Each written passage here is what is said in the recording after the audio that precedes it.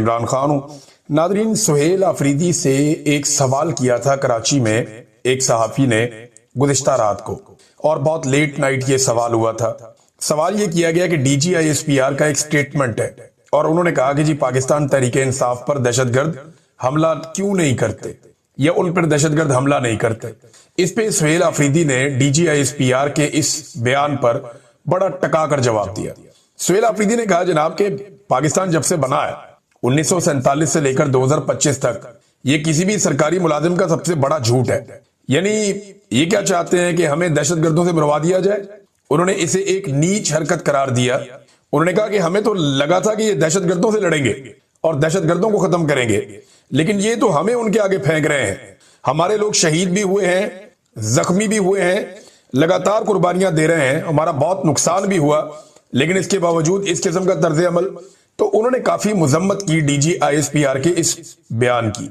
अब देखिए ना, एक सवाल पैदा होता है कि क्या कोई शख्स अगर इमरान खान को फॉलो करता है, या कोई शख्स इमरान खान के नजरिए को पसंद करता है, या कोई शख्स पाकिस्तान तहरीके इंसाफ को वोट डालता है, तो वो पश्तून कौम का हिस्सा नहीं रहेगा।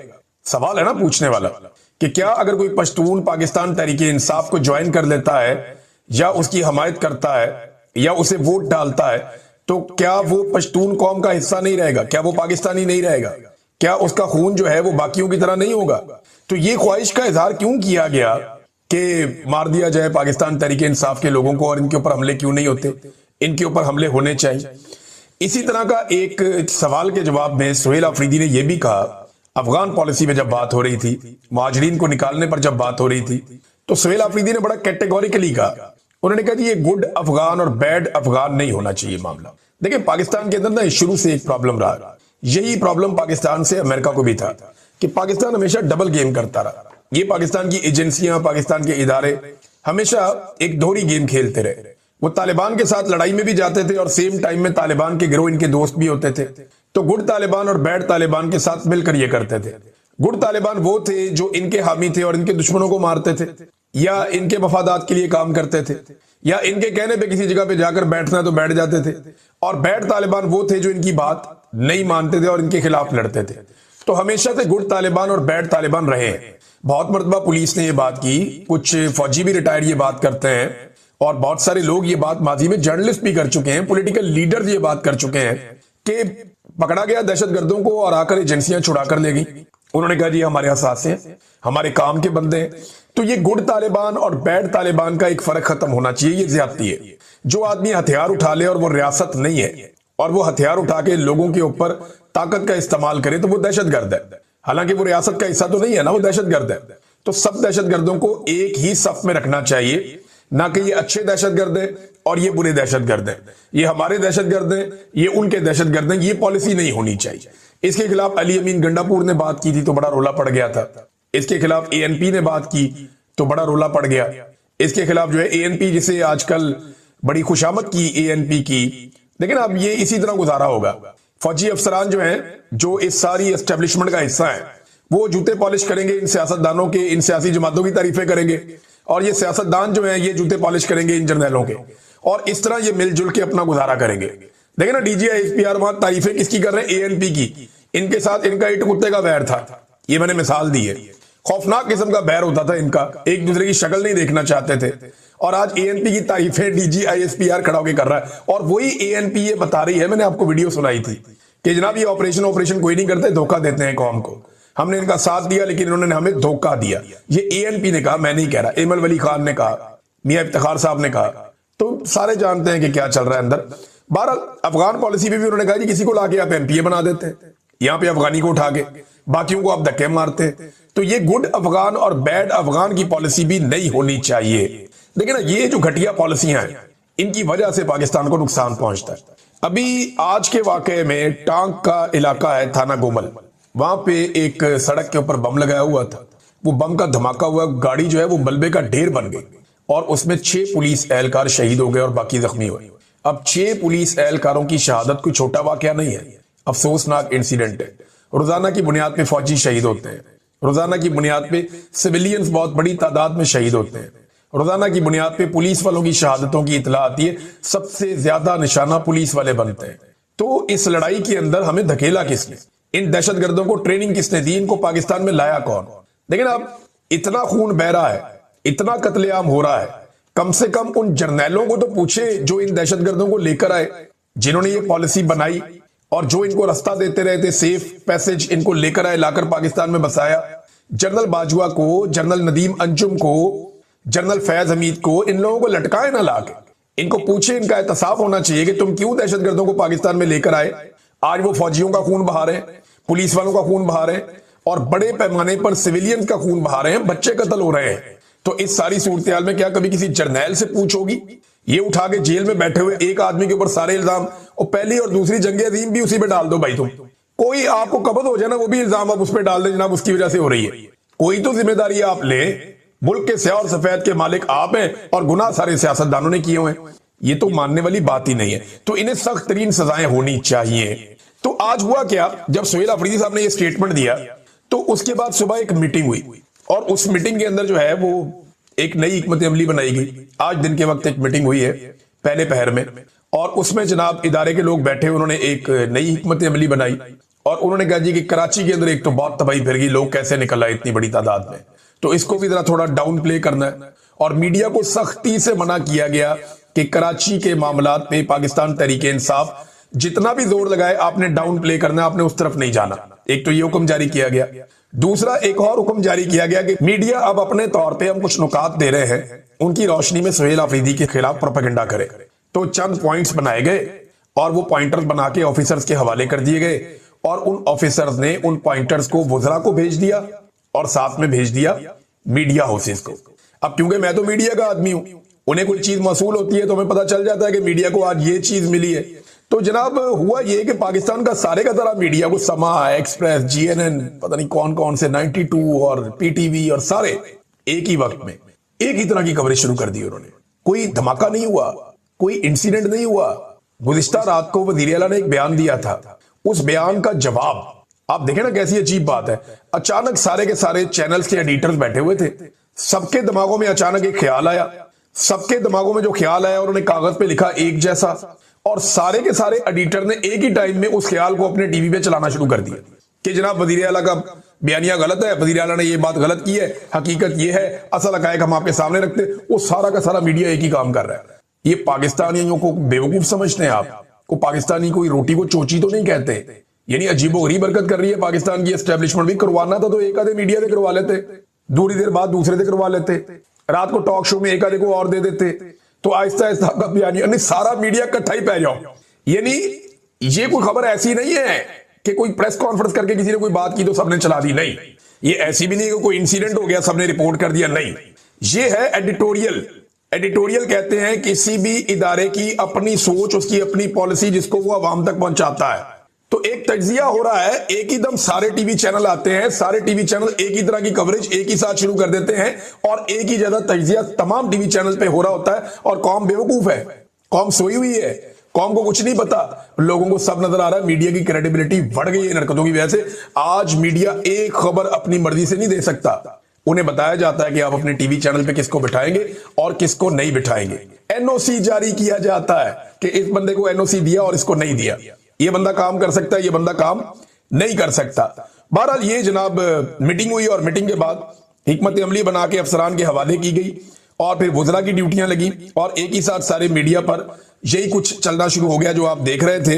यानी एक अफसर बताता है कि आपने क्या दिखाना है और क्या आपने नहीं दिखाना। मसला क्या है? मसला है सुहेल अफरीदी। सुहेल अफरीदी पाकिस्तान की एस्टेब्लिशमेंट का इस वक्त टारगेट है, वो उसे निशाना बनाना चाहते हैं पहले दिन से। शुरू में उन्हें यह लगा कि एक नौजवान है, इसको समझ नहीं आएगी, हम इसका रास्ता रोकेंगे, इसको डराएंगे। तो डीजीआईएसपीआर ने जाके पेशावर में प्रेस कॉन्फ्रेंस कर दी कि डर जाएगा, ये डरेगा, हमसे राब्ता करेगा, कोई ऑफ द रिकॉर्ड राब्ता हो जाएगा। फिर फौज के मुख्तलिफ अफसरान ने सुहेल अफरीदी के आसपास कुछ दोस्तों से राब्ते शुरू किए, कुछ सहाफियों से भी राब्ते किए गए कि इसकी कोई कमजोरियां हैं तो वो बताओ, इसके बारे में मैक्सिमम इंफॉर्मेशन हमें दो, हमारी इससे बातचीत तो करवाओ, ये इसको लेकर तो आओ, थोड़ा सा ट्रैक के ऊपर तो लेकर आओ भाई, ट्रैक पे आएगा तो बात बनेगी ना। वजीर आला बनना है ये आसान, इस किस्म की बातें की गई, लेकिन वो अपने ट्रैक के ऊपर रहा, वो इमरान खान के बनाए हुए ट्रैक पे चल रहा था, उसने बात नहीं सुनी। तो ये बार बार उस पर दबाव डालते रहे और अब तक ये उस पर दबाव ही डाल रहे हैं सुहेल अफरीदी पे। टारगेट इनका सुहेल अफरीदी है। इन्हें समझ आ गई है कि ये आदमी पाकिस्तान तहरीक इंसाफ को एक नई उम्मीद दे रहा है। एक तो जेल में बैठा हुआ इमरान खान काबू नहीं आ रहा, वो लोगों को नाउम्मीद होने ही नहीं देता, और दूसरा सुहेल अफरीदी की सूरत में एक नया खिलाड़ी आ गया है जो अवाम को वही उम्मीद दोबारा दे रहा है जो इमरान खान साहब देते हैं, और वो इमरान खान साहब की नुमाइंदगी भी कर रहा है। अब हो ये रहा है कि ये शख्स जो एक नौजवान है वो एस्टेब्लिशमेंट को पै दर पै शिकस्तें दे रहा है। हर गुजरते दिन के साथ उसकी तहरीक और उसका किरदार मकबूल हो रहे हैं। एस्टेब्लिशमेंट हर कीमत पर सुहेल अफरीदी को या तो काबू करेगी या उन्हें हटाने की कोशिश करेगी, लेकिन अभी तक बात बनी नहीं है क्योंकि सुहेल अफरीदी की कोई कमजोरी अब तक इनके हाथ लगी नहीं, और इसके लिए इन्होंने कोशिशें की हैं। मुझे कुछ दोस्तों ने बताया भी कि यार हमसे राब्ता करके फलां बंदा ये बात पूछ रहा था, फलां बंदा वो बात पूछ रहा था, भाई इनको क्या दिलचस्पी है इस मामले में। तो वो सबको पता है, ये हमेशा से ऐसे ही खेलते रहे। अब एक फॉरेंसिक रिपोर्ट निकाल कर ले आए कि जनाब ये फॉरेंसिक रिपोर्ट है, इसकी बुनियाद पे हम इनको टांग देंगे। भाई सुहेल अफरीदी किसी और जगह पे है, वो खुद वीडियो डाल के बता रहा है कि मार्च में मैं इस जगह पे खड़ा हूं। वो वाली मार्च वाली तस्वीर उठा के किसी और जगह वाली तस्वीर उठा के 9 मई में पेशावर के खाते में डाल दी पकड़ के, अंदाजा करें यार। और बाद में फॉरेंसिक करवाने को कह जी बिल्कुल यही बंदा है, मुकदमे के अंदर भी इसका नाम नहीं है, अब उठा के बीच में डाल दिया क्योंकि वो वजीर आला बन गया, वो इनके गले की हड्डी बन गया। तो आज से 100 साल के बाद भी जब कोई एस्टेब्लिशमेंट के खिलाफ कोई कार्रवाई करेगा ना, तो ये उसको उठा के 9 मई में फिट कर देंगे, क्योंकि इनके पास 9 मई के अलावा कुछ नहीं बचा, इनके पल्ले ही कख नहीं है। जो बच्चा 9 मई के बाद भी पैदा हुआ है ना, अगर 50 साल के बाद या वो जो अल्फा बड़ा होके आज से 10-15 साल के बाद वो इनके लिए कोई मुश्किल पैदा करेगा, ये उसको भी 9 मई में डाल देंगे कि जनाब ये अपनी मां के पेट में था तो ये तब भी शरारतें कर रहा था 9 मई के मामले में। ये इनकी इस वक्त हालत हो चुकी है, दिखाई तो यही दे रहा है। अब जो पंजाब की फॉरेंसिक अथॉरिटी है उसकी चेयरमैन जो है वो मरियम नवाज है। अब उनकी क्रेडिबिलिटी आप देख लें, कैलिबरी फॉन्ट वाली मरियम नवाज, जाली ट्रस्ट डीड वाली मरियम नवाज, और इनकी जो तालीमी रिकॉर्ड भी है वो भी बड़ा मशकूक है। यानी वो पीएचडी पहले कर ली, कहते हैं जी के वो पॉलिटिकल साइंस को और इंग्लिश लिटरेचर को मिक्स कर दिया, वो सारे सर पकड़ के बैठ गए ये क्या है। फिर इन्होंने ओहदे से इस्तीफा देके जान छुड़ाई थी। यही सिर्फ एक मामला खोल लें तो आपको काबिलियत का पता चल जाता है। तो अगर ये औरत वहां पे चेयरमैन है और 14 में से 9 मेंबर जो है फॉरेंसिक के, ये जो पंजाब फॉरेंसिक अथॉरिटी है उसके 14 में से 9 मेंबर हुकूमती हैं, तो सुहेल अफरीदी को तो मिल गया वहां से इंसाफ। एक तो ये वैसे ही मशकूक है, दूसरा इन लोगों की तस्वीरें किसी और जगह से ली गई हैं और फिक्स किसी और जगह पे किया गया है। तो ये किसी अदालत ने मानना ही नहीं है। इंतहाई कमजोर मामला है और बयानियां बन भी नहीं पाया, सोशल मीडिया पे भी नहीं बन पाया, दबाव भी नहीं डाल पाए। तो नाज़रीन, मरियम नवाज और सुहेल अफरीदी में फर्क एक और आपको मैं बताऊं, आज बहुत सारे फर्क है। वो नेचुरल है, ये जो है आर्टिफिशियल है। मरियम नवाज की तमाम चीजें ही आर्टिफिशियल है, उनका दिखने से लेके बोलना, चलने से लेकर एक्ट करना, उनकी लाइफ की स्टोरीज सब आर्टिफिशियल है। यानी ये केतली के साथ, फ्राई पैन के साथ कपड़े भी इस्त्री करती रही हैं। कोई दुनिया की ताकत ये बात मान सकती है? अजीबोगरीब हरकतें इनकी, इनको जितनी फैसिलिटीज थी आप सोच नहीं सकते। तो नाजरीन, ये जरा आप देखें एक और तस्वीर। ये एक तस्वीर में मरियम नवाज नीचे बेहतरीन जो है वो एक दिखावा कैसा जबरदस्त होता है, शानदार लीडर की तरह दिखना है इनको। तो जनाब वो कॉस्ट्यूम के ऊपर ज्यादा तवज्जो होती है, दिमाग के अंदर कुछ नहीं है। वो गई अल्लामा इकबाल के मजार पे और ये लिख रही थी उर्दू, का, के और की, वो इनसे मैनेज नहीं हो रहा था। यानी हमारे तीसरी जमात के बच्चे की या दूसरी जमात के बच्चे की राइटिंग मरियम नवाज से अच्छी है, और का, के, की का फर्क तो उसको भी पता है। पहली जमात में बताना शुरू कर देते हैं पंजाब में का, के, की क्या है, बड़े आराम से वो बताते हैं। तो एक तरफ आपकी मरियम नवाज है और एक तरफ सुहेल अफरीदी है। ये देखें, सुहेल अफरीदी ने लिखा कायद-ए-आज़म मोहम्मद अली जिन्ना के मजार के ऊपर एक वादे पैगाम लिखा। सुहेल अफरीदी ने अपना पैगाम अंग्रेजी में लिखा, और आप राइटिंग देख लें, अच्छी खासी राइटिंग है, और एक तरफ पीएचडी है और एक तरफ पाकिस्तान से पढ़ा हुआ नौजवान है। तो भाई हमें तो अपनी काबिलियत पे फख्र होना चाहिए कि पाकिस्तान में तालीमी जो काबिलियत है वो बड़ी शानदार है लोगों की। मरियम नवाज ने पता नहीं कितों पीएचडी किया। अब वो ये जनाब सुहेल अफरीदी लिखते हैं कि मैं उर्दू ट्रांसलेट आपको कर देता हूं कि मेरे लिए ये बहुत बड़ा एजाज है कि मैं पाकिस्तान के बानी मोहम्मद अली जिन्ना के मजार पर हाजिर हुआ। मेरी ख्वाहिश है कि तमाम पाकिस्तानी इनकी तकारीर को सुने और पाकिस्तान के तमाम इदारे उनकी हदायत के मुताबिक अमल करें। पाकिस्तान जिंदाबाद। अब ये जो मामला है ना कि इदारे हदायत के ऊपर अमल करें, यही तो असल मामला है पाकिस्तान का। इसी वजह से तो सुहेल अफरीदी जो वहां लिखकर आ गए मजार कायद पे, इसकी वजह से तो पाकिस्तान के जर्नैल या पाकिस्तान की जो मिलिट्री एस्टेब्लिशमेंट है, मैं जब जर्नैल बोलता हूं ना तो ये जो हमारे फील्ड के अंदर जर्नैल है जो लड़ाइयां लड़ रहे हैं, वो बुरा ना मनाएं प्लीज। मैं माजरत चाहता हूं, मैं उनको नहीं कह रहा, मैं ये कह रहा हूं उनको जो पॉलिसी के अंदर मुदाखलत करते हैं, वो जो सियासत के अंदर मुदाखलत करते हैं, वो जो इंतजामिया के अंदर मुदाखलत करते हैं, वो जो कारोबार के अंदर मुदाखलत करते हैं, जो अपने काम के अलावा दूसरा काम करते हैं, वो ज्यादती करते हैं। वो ज्यादती करने वालों से मैं मुखातिब होता हूं। मिलिट्री एस्टेब्लिशमेंट बेहतरीन वर्ड है इसके लिए। तो अब ये इस वजह से तो तकलीफ है कि ये कौन होता है हमें कहने वाला कि आप अपना काम करें और दूसरा काम ना करें और कायदे आजम की बात माने। हालांकि इन्होंने कायदे आजम की बात कभी नहीं मानी। यहां पे एक और खबर है, और खबर यह है कि अमनो अमान पर ब्रीफिंग के लिए खैबर पख्तूनख्वा असेंबली की खुसूसी कमेटी ने अमनो अमान पर इन कैमरा ब्रीफिंग के लिए कोर कमांडर पेशावर को खत लिख दिया है। ये जनाब खत लिख दिया है इन्होंने कि जनाब आए और आकर हमें आप बताएं कि सिक्योरिटी के मामला क्या है, और हम आपको बताते हैं कि हमारे मामला क्या है, और आकर इन कैमरा ब्रीफिंग दें। हम इसको पब्लिक नहीं करेंगे, लेकिन कम से कम चीजें हमारे साथ आप अपनी शेयर करें, हम आपके साथ अपनी चीजें शेयर करें। और गालिबन इसके अंदर देखें ना, अब ये ब्रीफिंग होनी चाहिए। अवामी मुंतखब नुमाइंदे हैं ये हुकूमत है, और इसका ये हक है कि सरकारी ऑफिसर इन्हें आकर ब्रीफिंग दे। तो ये ब्रीफिंग होनी चाहिए। 21वें 22वें ग्रेड के ऑफिसर को आना चाहिए और आकर इनको ब्रीफ करना चाहिए कि सर ये मामलात हैं, और इसके बाद जो अवामी मुंतखब नुमाइंदे हैं वो बताएं कि कहां कहां पे क्या क्या प्रॉब्लम है। और वो जो जरगा हुआ था जिसमें सारी पॉलिटिकल पार्टीज, लगभग 21 पॉलिटिकल पार्टीज और दीगर लोग, सारे स्टेक होल्डर इकट्ठे हुए थे, उस जरगे के जो फैसले हैं वो भी इनके सामने रखे जाएं, और इन्हें कहा जाए कि जनाब ये फैसले लेकर आप अपनी मिलिट्री क़यादत के पास जाएं और उनको बताएं कि ये अवामी नुमाइंदगान ये कह रहे हैं, लिहाजा कोई रास्ता निकालें, अमनो अमान के लिए मिलजुल कर काम करें। सिर्फ ये गोलियां चलाने से या बम बरसाने से दहशतगर्दी अगर खत्म होती तो आप पिछले 25 साल में दहशतगर्दी खत्म कर चुके होते। नाज़रीन, पाकिस्तान तहरीक इंसाफ का जो अगला इम्तिहान है वो अडियाला जेल के बाहर कल के दिन में। अब देखना यह है, कराची ने तो अपना इम्तिहान पास किया, जबरदस्त शानदार तरीके से कराची के लोग निकले। अब इम्तिहान है जो अपर पंजाब के लोग हैं, या जो आप कह लें कि पोठवार रीजन के लोग हैं, या पिंडी डिवीजन के लोग हैं, या इसकी सराउंडिंग में रहने वाले मियाँ वाली से इधर उधर से जो लोग आते हैं, या अडियाला की सराउंडिंग में जो 100 किलोमीटर का एक रेडियस है। अब उन लोगों का इम्तिहान है कि वो लोग किस तरह आके इमरान खान की बहनों के साथ मंगल वाले दिन इजहार यकजहती करते हैं, क्योंकि इन्होंने ये रिक्वेस्ट की है कि 10,000 पाकिस्तानियों को आना चाहिए। तो ये अब हम इसके ऊपर नजर रखेंगे कि कल क्या होता है, आपको रिपोर्ट करेंगे। अल्लामा राजा नासिर अब्बास साहब ने बड़ी शानदार बात की, बहुत शानदार बात। ये थोड़ी सी मुश्किल उर्दू है, लेकिन इसको आप गौर से सुनिएगा। यही वो असल मसला है जो इस वक्त इतनी बड़ी पॉलिटिकल पार्टी ये इतने छोटे छोटे बोनों से जो मार खा रही है ना, असल मसला ये है जिसपे अल्लामा राजा नासिर अब्बास साहब ने अब तवज्जो दिलाई। वो ये कहते हैं कि अपनों को गद्दार कहना दुश्मन की सबसे कामयाब चाल होती है।